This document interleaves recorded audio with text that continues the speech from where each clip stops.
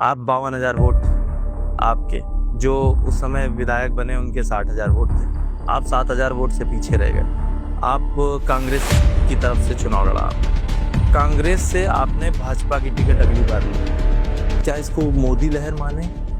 देखिए, मोदी जी हो, चाहे योगी जी हो या भारतीय जनता पार्टी हो, कमल का फूल हो, आज कोई भी कोई चुनाव जीत रहा हो या सरकारें बन रही हो, उसमें मोदी जी की विश्वसनीयता है, भारतीय जनता पार्टी की विश्वसनीयता है। योगी जी की उत्तर प्रदेश में और देश में अन्य जगहों में अनेकों जगह हम लोग देख रहे हैं कि विश्वसनीयता बढ़ती जा रही है। जी, भारतीय जनता पार्टी हमको किस विश्वास के साथ टिकट दे रही है, तो हमारी भी नैतिक जिम्मेदारी बनती है। राष्ट्रीय चिंतन, देश का चिंतन, योजनाएं, नीतियाँ तो हमारे नेतृत्व बनाने का काम करते हैं, फिर उसको क्रियान्वित करने का काम हमारा है। अच्छा, यूपी में बीजेपी की सरकार ने बहुत दिन बाद वापसी की, तो क्या अंतर आपको समझ में आता है सपा सरकार में और आपकी बीजेपी सरकार में? मैं बहुत कम शब्दों में अगर कहूँ, भारतीय जनता पार्टी का संकल्प है, मंत्र है, सबका साथ सबका विकास। ठीक है।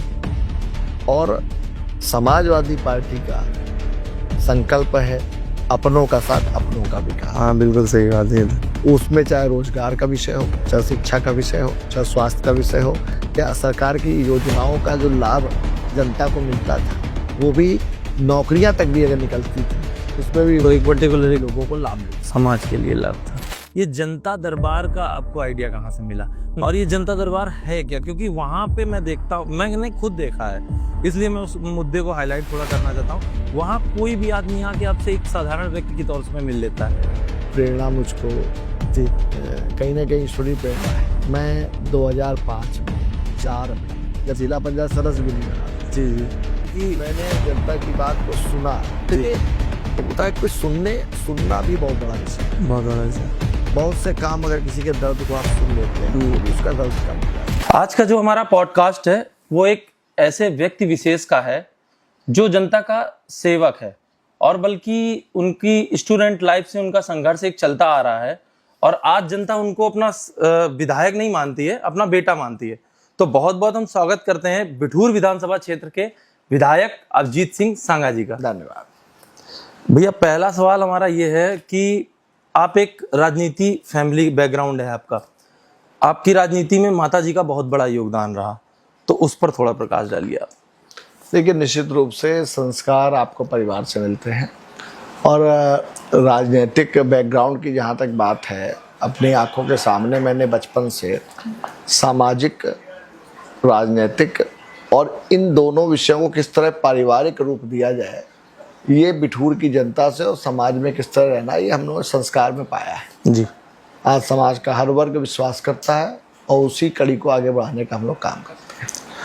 आपकी छवि एक युवा नेता की है, काफी फैन फॉलोइंग भी है आपको, तो उसमें आपको क्या क्या चैलेंज आते हैं लाइफ में? जैसे देखिए, युवा जो होते हैं वो उनके लिए एक नेता नहीं होता, उसका बड़ा भाई होता है। राजनीति या नेता, युवा, जहाँ तक हम लोग केवल राजनीति से युवाओं को देखें या चुनौतियों को का बंधन करें, जी, ये देखिए कि दौर है। मैं हर युवा से कहूँगा, जी, चाहे वो राजनीति में हो, चाहे व्यापार में हो, चाहे नौकरी कर रहे हो या कोई अन्य अपना कार्य कर रहे हो, जी, आपको अपने युवावस्था में जब आप अपने आप को स्थापित कर रहे होते हैं तो अनेकों चुनौतियों का सामना आपको करना पड़ता है। ठीक है। और ये सब विषय जो आप लोगों ने मेरे बारे में जाना है और देख रहे हैं, मैं इसको अध्ययन भी करता हूँ, समझ रहा हूँ कि ये दौर हर उस नौजवान को फेस करना है, ये प्रतिस्पर्धा भी फेस करनी है, जी, टांग खींचने वाले लोगों को भी ध्यान देना है और उनसे सीखने का भी काम करना है। जी। आपका राजनीतिक करियर की अगर बात करें तो हम आपको आज से तो जानते नहीं हैं, आपके ही क्षेत्र के हैं, तो बहुत दिन से फॉलो करते आ रहे हैं। 2012 का चुनाव, आप 52,000 वोट आपके, जो उस समय विधायक बने उनके 60,000 वोट थे। आप 7,000 वोट से पीछे रह गए। आप कांग्रेस की तरफ से चुनाव लड़ा आपने, कांग्रेस से आपने भाजपा की टिकट अगली बार ली। क्या इसको मोदी लहर माने या आपका पर्सनल एक? देखिए, मोदी जी हो, चाहे योगी जी हो या भारतीय जनता पार्टी हो, जी, कमल का फूल हो, ये तो हम लोग ये मान के चल रहे हैं कि हम लोगों के आधार में जी, ये सब विषय है। ठीक है। आज कोई भी कोई चुनाव जीत रहा हो या सरकारें बन रही हो, उसमें मोदी जी की विश्वसनीयता है, भारतीय जनता पार्टी की विश्वसनीयता है, योगी जी की उत्तर प्रदेश में और देश में अन्य जगहों में अनेकों जगह हम लोग देख रहे हैं कि विश्वसनीयता बढ़ती जा रही है। जी जी। तो ये हमारी भी कुछ नैतिक जिम्मेदारी बनती है। हम टिकट, भारतीय जनता पार्टी हमको किस विश्वास के साथ टिकट दे रही है, तो हमारी भी नैतिक जिम्मेदारी बनती है। राष्ट्रीय चिंतन, प्रदेश का चिंतन, योजनाएं, नीतियां तो हमारे नेतृत्व बनाने का काम करते हैं, लेकिन उसको क्रियान्वित करने का काम हमारा है और उसको जमीन तक कराने का काम, प्रयास करना मेरा काम है। और मुझे लगता है उन्हीं कार्यशैली की वजह से भी आपकी भी छवि बनती है और जब सामूहिक प्रयास होता है तो एक अच्छा परिणाम आता है। ठीक। आप दो केंद्र की बड़ी राजनीति दलों में रहे, एक कांग्रेस एक भाजपा, दोनों की विचारधाराओं में आपको अंतर क्या लगता है? देखिए, कांग्रेस पार्टी आज सत्ता पाने के लिए राजनीति कर रही है, ठीक है, और भारतीय जनता पार्टी भारत माता के लिए राजनीति कर रही है जी, राष्ट्रवाद के लिए राजनीति कर रही है जी, किस तरह इस देश की जो पहचान है, समाज का हर वर्ग सबका साथ सबके विकास के संकल्प के साथ में हर योजना को जमीन पर क्रियान्वित करने का काम कर रही है जी। आज कांग्रेस पार्टी के आप कार्यशैली को देखिए, अनेकों ऐसे उदाहरण देखने को मिलते हैं जहां पर कांग्रेस पार्टी की एक एक नीति और कांग्रेस पार्टी का एक एक कार्य कहीं ना कहीं तुष्टीकरण से ओतप्रोत दिखता है। ठीक है। और ये यही भारतीय जनता पार्टी है, जब वो कोई योजना लाती है तो उसमें समाज के हर वर्ग को सम्मान मिलता है। किसान सम्मान निधि है तो हिंदू हो या मुसलमान हो, अगड़ा पिछड़ा दलित सबको मिलता है जी। आज अगर आप मुख्यमंत्री आवास, प्रधानमंत्री आवास है तो उसको समाज के हर वर्ग के लिए मिल रहा है। आयुष्मान कार्ड सबके लिए है। तो ये अंतर है कांग्रेस और भाजपा। आपसे एक सवाल और यहाँ हम करना चाहेंगे। 2012 से पहले की बात करें तो बिठूर में कहीं भी कांग्रेस पार्टी का वर्चस्व नहीं था, भाजपा का भी वर्चस्व नहीं था इतना ज्यादा, ठीक है। कहीं ना कहीं ये एक सीट सपा के लिए सुरक्षित सीट मानी जाती थी। आपके आने के बाद ऐसा क्या बदला कि ये आज भाजपा के लिए सबसे सुरक्षित सीट हो गई है? देखिए, ये हमारा सौभाग्य है कि हमको एक ऐसा नेतृत्व मिला हुआ है देश में, मोदी जी के रूप में, प्रदेश में योगी जी के रूप में जी। और मुझे ऐसा लगता है कि हम लोगों का काम, जो विधानसभा चुनाव लड़ रहे हैं, लोकसभा चुनाव लड़ रहे हैं, हमारे पार्टी के कार्यकर्ता जो ब्लॉक प्रमुख हैं या जिला पंचायत सदस्य हैं या प्रधान होते हुए भी पार्टी की सेवा और समाज की सेवा कर रहे हैं, ये हमारा भी एक नैतिक जिम्मेदारी है कि हम लोग जमीन पर रह करके समाज के उस वर्ग को जरूर मिलने का काम करें जिनको सरकारी सुविधाओं का, सरकारी योजनाओं का लाभ नहीं मिल पाता है। उनको हम लोग अगर पहुंचा पाते हैं योजनाओं का लाभ या उनके सुख दुख में खड़े हो पाते हैं, उनके कहीं उनके संघर्ष के दौर में उनके कंधे से कंधा लगा के हम खड़े हो जाते हैं तो वो हमको अपना मानते हैं। और इस अपनत्व के भाव से जब आप चुनाव में जब आप जाते हैं तो वो वोट आप नहीं मांगते हैं, फिर वो आपके लिए वोट मांगने का काम करते हैं। हाँ, ये बात वो आपके लिए सहयोग मांगने का काम करते हैं। ये बात भी आप सही बोले। अच्छा, एक सवाल और हम आपसे करना चाहेंगे भैया कि जैसे बीजेपी सरकार 2014 के बाद आई, उसके बाद आपको कहीं लगता है ऐसा कि हिंदुओं के लिए ज्यादा काम किया जा रहा है या हिंदू को संरक्षण ज्यादा मिला है? कभी भी मैं आपको बताऊं जी कि इस देश की आत्मा हिंदू है। बिल्कुल सही। इस देश की आत्मा हिंदू है। हिंदू को केवल आप धर्म की दृष्टि से मत देखिए। हिंदू एक ऐसा विचार है, अगर हिंदू इस देश में है, ये विचार इस देश में मजबूत है, तो आप जान लीजिएगा कि इस देश में लोकतंत्र मजबूत है। आज तक आपने इतिहास के पन्नों को भी पलट लीजिए, कभी हिंदुओं ने किसी पर आक्रमण करने का काम नहीं किया। हाँ, हिंदुओं ने हमेशा सबको संरक्षण देने का काम किया। वासुदेव कुटुंबकम की बात हमने की। हमने तो अपने हिंदुस्तान में रहने वाले हर वर्ग, हर धर्म के व्यक्ति को हिंदू मानते हैं। हम तो इसको सभ्यता मानते हैं। सभ्यता ही है एक तरह से, हिंदू समाज नहीं है, एक तरह से सभ्यता है हमारी। अच्छा, यूपी में राजनीति आपकी सारी यूपी से जुड़ती हुई आ रही है। आप उस समय से भी राजनीति कर रहे हैं जिस समय यहाँ पे सपा की सरकार थी। अच्छा, यूपी में बीजेपी की सरकार ने बहुत दिन बाद वापसी की, तो क्या अंतर आपको समझ में आता है सपा सरकार में और आपकी बीजेपी सरकार में? देखिए, उत्तर प्रदेश की बात करें तो मैं बहुत कम शब्दों में अगर कहूँ भारतीय जनता पार्टी का संकल्प है, मंत्र है, सबका साथ सबका विकास। ठीक है।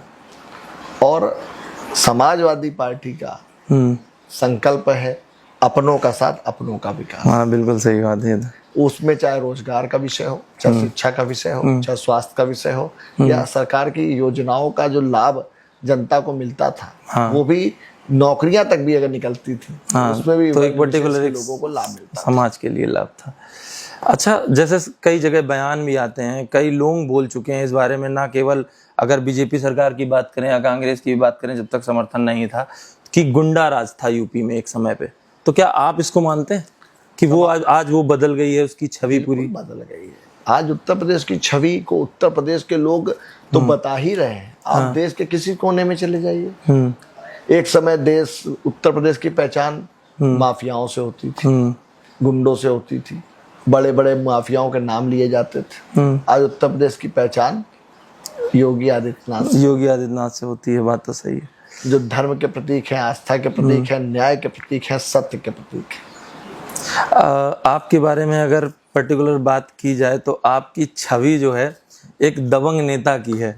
आप एक दबंग नेता कहे जाते हैं। आपके कई वीडियो भी वायरल होते हैं जिसमें आप अधिकारियों को डांट लगा रहे हैं और कई चीज़ें आपकी वायरल होती हैं। तो उसमें आप क्या कुछ विचार देना चाहें तो? देखिए, लोकतंत्र में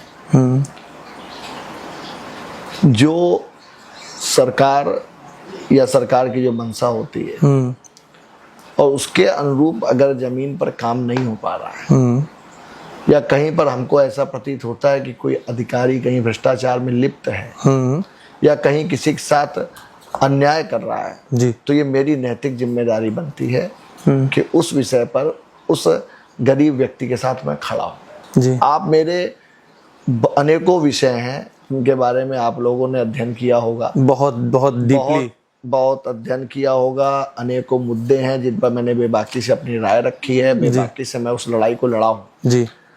लेकिन आपने एक चीज गौर की होगी, मैंने हर लड़ाई गरीब के लिए लड़ी। आप गौर कर लीजिए, मैं दावे के साथ कहता हूँ मेरी कोई व्यक्तिगत लड़ाई किसी भी प्रशासनिक अधिकारी या किसी बड़े व्यक्ति के साथ नहीं। मेरी जब भी किसी से लड़ाई या किसी बड़े व्यक्ति बड़े अधिकारी से अगर मेरी बात हुई है तो वो केवल गरीब जनता के लिए होगी। मोनोपोली किसी वर्ग की नहीं होनी चाहिए, बिल्कुल भी नहीं होनी चाहिए। किसी पर्टिकुलर समाज या के लिए सरकार को तो होना ही नहीं चाहिए। अच्छा, अभी 30 तारीख को हमारे माननीय प्रधानमंत्री जी का आवागमन हुआ कानपुर में। उन्होंने बहुत सी सौगातें कानपुर और उत्तर प्रदेश सरकार को दी, उसके बारे में थोड़ा प्रकाश डालिए आप। देखिए, पूरे हमारे उत्तर प्रदेश के लिए लगभग 47,600 करोड़ के ऊर्जा विभाग के अनेकों संयंत्र हमारे प्रदेश में लगाए जा रहे हैं। आज जो ऊर्जा के क्षेत्र में जो आमूलचूल परिवर्तन 2017 के बाद इस प्रदेश ने देखा है। पहले इस प्रदेश में ऐसा भी होता था कि अगर ट्रांसफार्मर फूक जाता था तो 10-10 दिन ट्रांसफार्मर बदला नहीं जाता। हाँ, नहीं बदला जाता। बिजली का बहुत संकट था। आज 24 घंटे बिजली शहर में आ रही है, 20 घंटे बिजली तहसील क्षेत्र में आ रही है, 18 घंटे बिजली ग्रामीण क्षेत्र को दी जा रही है। हमारी विधानसभा में 200 गांव ऐसे उदाहरण है जहां पर सौभाग्य योजना से हम लोगों ने बिजली पहुंचाने का काम किया, जहां पर बिजली ही नहीं थी। और आज कहीं ना कहीं उत्तर प्रदेश को ऊर्जा के क्षेत्र में समृद्ध बनाने के लिए 47,600 करोड़ के 4 बड़े बड़े संयंत्र हमारे उत्तर प्रदेश में लगाए जा रहे हैं। उसके अतिरिक्त हमारे कानपुर में जो लोग कहते थे कि मेट्रो हम लाएं, हाँ, आप इस पे तो बड़ा विवाद चला है। आप तो यूथ हैं, आपने तो 2017 के पहले कानपुर में कहीं मेट्रो देखी? नहीं। 2017 में चुनाव के पहले जल्दबाजी में अखिलेश जी नारियल फोड़ के चले गए। हाँ। हमारे सरकार में मेट्रो के 2 फेज कंप्लीट हुए। हाँ। लगभग 2100 करोड़ की लागत से दूसरा फेज बन करके तैयार हो चुका है। बिल्कुल, जिससे पूरे कानपुर को मेट्रो की सेवा आने वाले समय में और आज से मिलना शुरू हो गई है। हाँ, बिल्कुल आज से तो और आने वाले समय में दावे के साथ कह सकता हूँ कि पूरे देश में सबसे तेज काम अगर मेट्रो का कहीं हुआ है तो हमारे कानपुर में हुआ। बिल्कुल सही। एक सवाल और मेरे जहन में चल रहा था कुछ दिन पहले का ही, ऑपरेशन सिंदूर में आने से पहले हम आपसे ये पूछना चाहेंगे कि आपको लगा पहलगांव वाला जो अटैक हुआ है उसमें हिंदू मुस्लिम जो एक साथ रहता है हमारे भारत में, उसको बांटने के लिए ये अटैक किया गया? देखिए, कहीं ना कहीं जब से कश्मीर में 370-35 से हटाया गया है, तब से पाकिस्तान बौखलाया हुआ है, पूर्ण रूप से। क्योंकि वही कश्मीर है जहां पर लोग 500 रुपए के लिए पत्थर फेंकते थे। हाँ, इतनी बेरोजगारी थी। बिल्कुल बिल्कुल। आज पर्यटक जाने लगा, भीड़ बढ़ने लगी, लोग वहाँ के स्थानीय लोग रोजगार पाने लगे, उनका जीवन शैली बदलने लगी। आज पाकिस्तान ने एक प्रयास किया है कि इन आतंकियों के माध्यम से एक ऐसा संदेश इस देश में जाए कि धर्म के नाम पर दंगे होने लगे। हाँ, कोशिश तो यही, धर्म के नाम पर बंटवारा हो जाए, कोशिश यही। लेकिन मैं तो कहूंगा अपने देश के मुस्लिम नेताओं को भी, जिन्होंने आगे बढ़ करके पाकिस्तान को जो जवाब देने का काम किया है, उसके लिए उनको भी धन्यवाद देना चाहूंगा आपके माध्यम से कि आज हमारे देश ने ऑपरेशन सिंदूर के माध्यम से सोफिया कुरैशी, वोमिका सिंह जैसी हमारी बेटियों ने ये सिद्ध कर दिया है कि हमारा भारत देश विश्व में एकमात्र ऐसा देश है जहाँ समाज का हर वर्ग प्रेम और विश्वास के साथ रहता है। अच्छा, कहीं ना कहीं आपको एक चीज और महसूस हुई, ये पहली बार भारत में हुआ है कि ये अटैक हुआ, किसी ने सवाल नहीं किया, ऑपरेशन सिंदूर, और सारी राजनीति पार्टियां जितनी थी सब एक हो गई। यही होना चाहिए, ऐसी विकट होना चाहिए। और मैं तो सबको इस विषय पर धन्यवाद दूंगा कि सभी राजनीतिक दलों को, क्योंकि भारत की राजनीति में सम्मान की बात हो, पहली बार हुआ, हमको सबको आपको एक होना चाहिए। जी जी। अच्छा, ऑपरेशन सिंदूर की जैसे बात की जाए, ऑपरेशन सिंदूर एक भारत के लिए नहीं बल्कि बहुत बड़ी एक उपलब्धि है एक तरह से, और इसका सीधा सीधा मैसेज और भी विश्व में कई देशों को गया है। इसका फायदा होगा आगे भारत को। ऑपरेशन सिंदूर ने ये संदेश देने का काम पूरे विश्व में किया है जी कि भारत एक आत्मनिर्भर देश है। एटॉमिक या परमाणु धमकी से डरने वाला देश हमारा भारत देश नहीं है। आज भारत देश के अस्त्र शस्त्र का उपयोग जो डिफेंस सिस्टम के रूप में किया गया है, निश्चित रूप से काबिले तारीफ है। आज पूरा विश्व भारत के आयुधों को, आपके जो भी अस्त्र शस्त्र हैं, आज उनकी तारीफ कर रहा है। मेड इन इंडिया डिमांड चल रही है आजकल, जैसे मोदी जी ने, भारत ने सिद्ध कर दिया। हाँ, मोदी जी ने जो स्कीम चलाई थी। चलिए, अच्छा, आपके एक बयान पे आते हैं। हम आपका पॉडकास्ट भी देख रहे थे, एक इंटरव्यू भी देख रहे थे कि आपने कहा कि आपने कांग्रेस इसलिए छोड़ी थी कि सपा और कांग्रेस का गठबंधन हुआ था। अगर आगे भविष्य में भाजपा और सपा का गठबंधन होता है तब आपका निर्णय कभी नहीं होगा। आपको विचारधाराएं अलग लगती हैं? आपको लग रहा है कि धूप और छांव एक साथ हो जाएगी, तो नहीं, पॉसिबल, वो तो पॉसिबल ही नहीं है। तो भारतीय जनता पार्टी का जो विचार है, और समाजवादी पार्टी, देखिए, एक रीजनल पार्टी है, इसका विचार, इसका भविष्य बहुत दिन तक स्थिर नहीं है। ये कब क्या कर लें, इनका कोई भरोसा नहीं। ये तो बात सही कह रहे हैं। अच्छा, एक और सवाल मैं आपसे करना चाहूंगा। विधानसभा का एक वीडियो हमने आपका देखा था जिसमें आप एक हॉस्पिटल के बारे में बहुत चर्चा कर रहे थे। तो मैं बराबर कहता हूँ, जो भी प्राइवेट हॉस्पिटल है जी, मैंने उस विशेष रूप से जिस हॉस्पिटल का नाम लिया था, हाँ, और आज भी मैं कानपुर के जितने प्राइवेट हॉस्पिटल है, हाँ, सबके लिए कहना चाहता हूँ कि इनकी मॉनिटरिंग समय समय पर होती रहनी चाहिए। जब इस तरह के प्रश्न उठते रहेंगे, जब इन पर क्वेश्चन मार्क लगते रहेंगे, इनकी कमियों को हम लोग उजागर करते रहेंगे, तो ये सही रास्ते पर चलते रहेंगे। बिल्कुल सही, क्योंकि एक डॉक्टर का भी वीडियो बहुत वायरल हो रहा था, अगर आपने देखा हो, कि वो भी यही बोल रहे थे कि हमें तो सेल्समैन की तरीके रखा जाता है। बिल्कुल, देखिए, कहीं ना कहीं स्वास्थ्य और शिक्षा, इस पर हम लोगों को बहुत काम करने की आवश्यकता है। बिल्कुल, ये आम जनमानस से सीधे जुड़ा हुआ विषय है, और इसमें जो लोग भी भ्रष्टाचार में लिप्त हैं, इन पर सख्त कार्रवाई करनी चाहिए। अच्छा भैया, एक चीज और आपसे पूछना चाहेंगे। बिठूर विधानसभा एक, आप देखें तो एक दबंग विधानसभा मानी जाती है। इससे पहले के जो विधायक थे आपसे पहले, वो भी एक दबंग नेता थे। आपको कभी ऐसा लगा है, छात्र नेता रहे आप तब भी, या अभी कुछ दिन पहले तक, कि आपको किसी ने धमकी दी हो कि बैठ जाओ, चुनाव मत लड़ो, नहीं तो ये हो जाएगा, वो हो जाएगा, ऐसा कुछ कभी हुआ जीवन काल में? कभी नहीं हुआ, और ना ऐसा हो सकता है। नहीं, इसलिए मेरे मन में ये सवाल आया ना, क्योंकि बिठूर विधानसभा जहाँ तक परिचय है जो इसका, वो थोड़ा, देखिए, अब हम लोग तो जिस मिजाज में पले बड़े हैं, हम बिठूर की धरती पर जन्मे हैं, बिठूर एक क्रांतिकारी धरती है। हम लोग प्रेम से आपके जब आप प्रेम से कोई बात कहेंगे, कोई मांग करेंगे तो अपना सब कुछ सर्वस्व दे सकते हैं, लेकिन कोई धमकी दे करके और डरा करके अगर कोई काम कराना चाहेगा तो मुझे नहीं लगता किसी की हैसियत। अच्छा, आने वाले भविष्य में जनता आपको किस किरदार में देखना चाहेगी, राज्य मंत्री, मुख्यमंत्री या एक सांसद? देखिए, मैं बहुत संतुष्ट हूँ, जो भी जिम्मेदारी जनता ने दी है बहुत अच्छे से काम कर रहा हूँ। और अभी ये जो नाम आप पद बता रहे हैं आपको, मुझे लगता है इसकी आवश्यकता कुछ नहीं है। अभी हमको जनता में काम करके अपने विश्वास को स्थापित करना है जी। अभी बहुत काम बाकी है। लेकिन यूपी की राजनीति में आप एक बहुत अलग चेहरा निकल के आ रहे हैं धीरे धीरे। ठीक है, अब देखिए, अभी हम लोग के सामने अनेकों चुनौतियां हैं उनको समय पर, और निश्चित रूप से राजनीति ही एक ऐसा क्षेत्र है इसमें हर 5 साल में हम सबको परीक्षा देनी होती है। बिल्कुल बिल्कुल, परीक्षा। आप IAS बन जाएंगे, IPS बन जाएंगे, कहीं आप बड़ी UPSC की परीक्षा पास कर लेंगे जी, आपका जीवन सिक्योर हो जाएगा। लेकिन हम लोगों को हर 5 साल में जो 5 साल जनता की सेवा करेगा, उसके बाद में तात्कालिक परिस्थितियों के आधार पर जनता निर्णय भी लेने का काम करती है। एक बार टेस्ट होता रहता है हर 5 साल रहता है, तो हमें जनता के बीच में जी उनकी सेवा करने के लिए मैं आया हूँ, वो करता रहूँ। अच्छा, एक चीज और आपसे हम पूछना चाहेंगे कि आने वाले भविष्य में आपको कभी लगता है कि कांग्रेस अपनी केंद्र में सरकार बना पाएगी? मुझे नहीं लगता। इसलिए नहीं लगता, देखिए, कांग्रेस टोटल डिपेंड है तुष्टीकरण पर। कांग्रेस कोई काम नहीं करना चाहती, सेवा नहीं करना चाहती, पब्लिक के बीच में जाना नहीं चाहती। बस वो ये चाहती है जो लोग भाजपा से नाराज हों वो हमको वोट दे दें।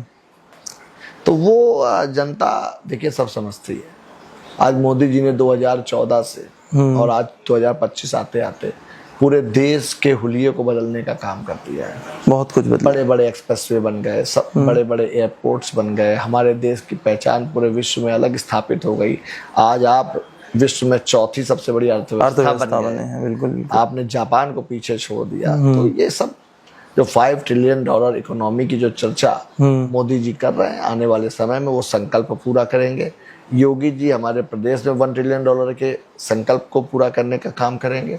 उसी आधार पे हमारा देश और आगे बढ़ेगा। अच्छा, बीजेपी की कार्यशैली की अगर भैया बात करें और सपा, कांग्रेस या किसी अन्य पार्टी की भी बात करें, सबकी कार्यशैली कहीं ना कहीं एक परिवार से जुड़ी होती है। और बीजेपी में एक अगर अध्यक्ष भी नियुक्त करना हो तो उसके लिए भी बहुत सोच विचार किया जाता है। तो इसमें थोड़ा सा प्रकाश डालिए कि किस तरह से वो कार्य करते हैं, क्या करना चाहते हैं। भारतीय जनता पार्टी की जो विचारधारा है उसमें इस देश में रहने वाला हर व्यक्ति उनका परिवार है। उस आधार पे हम लोग काम करते हैं। आज जितनी दल हैं, पूरे रीजनल पार्टीज हैं, कांग्रेस पार्टी है, आज ये लोग सीमित हो गए क्योंकि जनता के बीच में बेनकाब हो चुके हैं। क्योंकि पता है कि राहुल नहीं तो प्रियंका, प्रियंका नहीं तो उनके बेटे, बेटे नहीं तो उनकी बेटी, हाँ, कहीं ना कहीं परिवार यही हो रहा है, लालू जी क्या यही हो रहा है, सब जगह यही देखने को मिल रहा है। तो ये जो अंतर है, ये जनता से समझदार कोई नहीं है, जनता जानती क्या अंतर है। अच्छा, एक कॉलेज के दोस्त आपके हैं जिनके बारे में अगर बात करें तो, जिनके साथ अभी थोड़ा मामला चल रहा है, सपा के विधायक भी रह चुके हैं पुराने, इरफान सोलंकी जी की बात कर रहा हूँ। इरफान हमारे कॉलेज के दोस्त नहीं है, हाँ, लेकिन हमारे अच्छे मित्र है और हमसे उम्र में थोड़े बड़े भी हैं। लेकिन अभी इस समय कहीं ना कहीं उनका मामला कोर्ट में विचाराधीन है और कोर्ट इस देश में सब कुछ कोर्ट, मुलाकात होती रहती है आपकी? अब तो नहीं, नहीं, उनकी विधायक, हाँ, उनकी पत्नी मिलती हैं और बड़े अच्छे संबंध है उस परिवार से। उसमें मुझे कहने में कोई संकोच नहीं। चलिए, ये भी अच्छी बात है। एक आखिरी क्वेश्चन हम आपसे करेंगे, बहुत हमारा मन था ये क्वेश्चन करने का। ये जनता दरबार का आपको आइडिया कहाँ से मिला और ये जनता दरबार है क्या? क्योंकि वहां पे मैं देखता हूँ, मैंने खुद देखा है, इसलिए मैं उस मुद्दे को हाईलाइट थोड़ा करना चाहता हूँ। वहां कोई भी आदमी आके आपसे एक साधारण व्यक्ति के तौर से मिल लेता है। ये आइडिया कहाँ से आया और कब शुरू हुआ? ये प्रेरणा मुझको जी कहीं ना कहीं ईश्वरीय प्रेरणा है जी। मैं 2005 में 4 में जब जिला पंचायत सदस्य भी नहीं बना था जी, तो मैं माताजी चेयरमैन, हाँ, मैं लेकिन बैठ जाता था बाहर, हाँ, और बैठ करके मेरे पास कोई भी व्यक्ति आता था, किसी को प्रमाण पत्र लिखाना है जी, किसी को कोई और काम है जी, तो ये सब काम मैं खुद बैठ करके खुद करता था। मैंने अपने हाथ से प्रमाण पत्र नहीं, वो तो मैंने खुद देखा कि मैंने जनता की बात को सुना। देखिए, होता है कोई सुनना भी बहुत बड़ा विषय है। बहुत बड़ा विषय। बहुत से काम अगर किसी के दर्द को आप सुन लेते हैं तो भी उसका दर्द कम हो जाता है। नहीं, ये तो है। और फिर जो प्रयास, भाग्य, किसी का कोई काम होना होता है तो हम लोग एक फोन से हो जाता है, कभी कभी कोई काम होने लायक नहीं होता है, लेकिन उसकी पीड़ा जब सुन लेते हैं तो उसको कम से कम कोई सुनने वाला है, इस बात पे ही उसकी पीड़ा आधी कम हो जाती है। मुझे लगता है यही कारण है कि आप जनता के इतने फेवरेट हैं। नहीं, बैठना चाहिए। मैं तो सभी अपने विधायक। अच्छा, आखिरी में बिल्कुल हम आपसे बस एक ही चीज कहेंगे, आज का जो यूथ है या जो युवा है उसको आप क्या मैसेज देना चाहेंगे? देखिए, मैं अपने सभी नौजवान साथियों से इतना कहूँगा कि हमको जीवन में अगर आगे बढ़ना है, सबसे पहले तो हमको शॉर्टकट से बचना होगा। हमको कहीं ना कहीं हर सफलता, हम लोग जिस पे अध्ययन भी करते हैं, जिसको अपना आइडल भी मानते हैं, उसको भी शॉर्टकट लाइफ को पहले देखते हैं। ये नहीं देखते उसने पीछे कितना संघर्ष किया हुआ है। जब आप अपने संघर्ष को अपनी ताकत बना लेंगे तो निश्चित रूप से सफल होने से आपको कोई रोक नहीं पाएगा। और एक बात मैं जरूर आपके माध्यम से कहूँगा, जो खास तौर पे जो बच्चे भी पढ़ रहे हैं, छोटे बच्चे या इंटरमीडिएट कर रहे हैं या आगे कोई कोर्स कर रहे हैं, आज की तारीख में हम लोगों के सामने जो सबसे बड़ा संकट है, हम लोगों को अपने आने वाली पौध को इस मोबाइल से बचा के रखना होगा। इसमें क्या अच्छाइयाँ हैं और क्या बुराइयाँ हैं, इन दोनों का चिंतन उन बच्चों के साथ शेयर करना होगा। जरूरी ये है। आने वाले समय में सबसे बड़ी बीमारी के रूप में इस देश में, हमारे समाज में देखा जाएगा। ये बात मैं आपके बीच में। बिठूर विधानसभा के विधायक श्री अभिजीत सांघा जी, आपको इनके विचार कैसे लगे ये जरूर कमेंट सेशन में बताएं और